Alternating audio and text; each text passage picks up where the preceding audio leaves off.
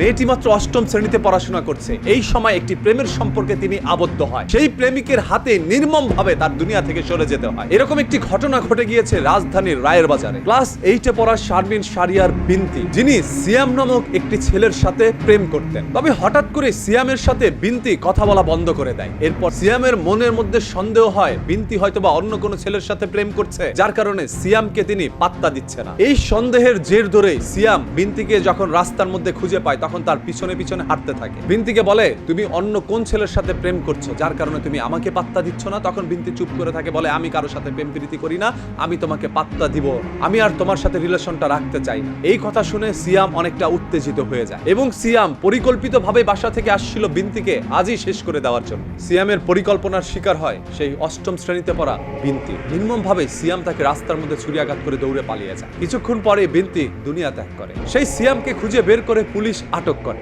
পরবর্তীতে এই বর্ণনা সিয়ামের মুখ থেকে পুলিশ যখন পায় তখন প্রত্যেকের শরীর শিউরে ওঠে। ক্লাস 8-এ পড়া একটি মেয়ে কিভাবে প্রেমের সম্পর্কে আবদ্ধ হয়ে গেল, কিভাবে দীর্ঘদিন তিনি প্রেমও করেছেন, তবে তার পরিবার জানেন সেই ছেলের সাথে ব্রেকআপ হওয়ার কারণে সেই ছেলের সন্দেহের জের ধরে ক্লাস 8ম শ্রেণীর একটি মেয়েকে দুনিয়া থেকে সরিয়ে দেয়। এরকম একটি ঘটনা শোনার পরেও কি আপনারা অবাক হন নাই? তারাই অবাক হবেন না যাদের সামনে এরকম ঘটনা প্রতিনিয়তই ঘটছে। ক্লাস 8-এ পড়ে, তিনি তো মোটামুটি বড়ই হয়ে গেছে আপনাদের কাছে, তবে যে ক্লাস 5-এ পড়ছে, 4-এ পড়ছে, তারাও প্রেমের সম্পর্কে আবদ্ধ হচ্ছে। বয়ফ্রেন্ডের হাত ধরে এদিক ওদিক ঘুরেও বেড়াচ্ছে, তার পরিবার জানে না। আর এই পরিবার না জানার কারণেই আজ বিনতিদের জীবন যাচ্ছে। ক্লাস 8-এ পড়া একটি মেয়ে যেখানে সন্দেহ বানানটা পর্যন্ত করতে পারে না, সেইখানে সন্দেহের জের ধরে তার জীবন যাবে সেটা তিনি কখনো কল্পনাও করেন না। তার মা বাবা কখনো ভাবেও নাই আমার মেয়ে কারোর সাথে প্রেম করছে এবং তার সাথে ব্রেকআপও হয়ে গিয়েছে, এবং সেই কারণে সেই ছেলেটি সন্দেহের জেরে আমার মেয়েকে একদিন দুনিয়া থেকে সরিয়ে দিবে, সেটা কেউ কখনো কল্পনা করতে পারে। এরকম একটি নির্মম ঘটনা ঘটার পরে আপনারা এখনো কি সতর্ক হবেন না, সচেতন হবেন না? আপনারা যারা যারা মা বাবা আছেন, যারা চিন্তা করছেন, মা বাবার পরেই হচ্ছে শিক্ষকের স্থান, আর আমি তো আমার সন্তানকে শিক্ষকের হাতে দিয়ে আসছি, মানে বিদ্যালয়ের মধ্যে ভর্তি করে দিয়ে আসছি, এখন আর আমার কোনো টেনশন নাই,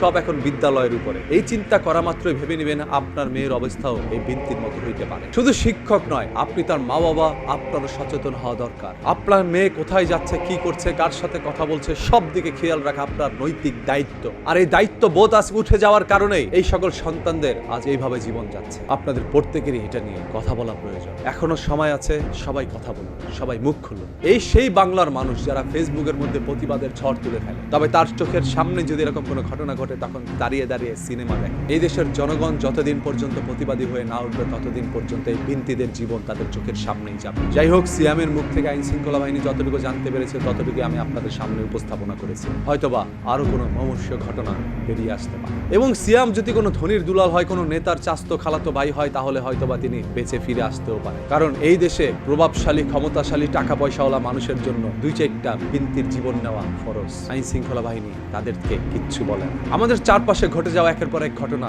এই সাক্ষী দিচ্ছে। যাই হোক, আপনি কি চান যারা বিনতিদেরকে এইভাবে দুনিয়া থেকে সরিয়ে দিচ্ছে তাদের সর্বোচ্চ সাজা হোক? যদি চান, ভিডিওটা সর্বোচ্চ গতিতে শেয়ার করুন এবং কমেন্ট করে আপনার মূল্যবান মতামতটি জানান।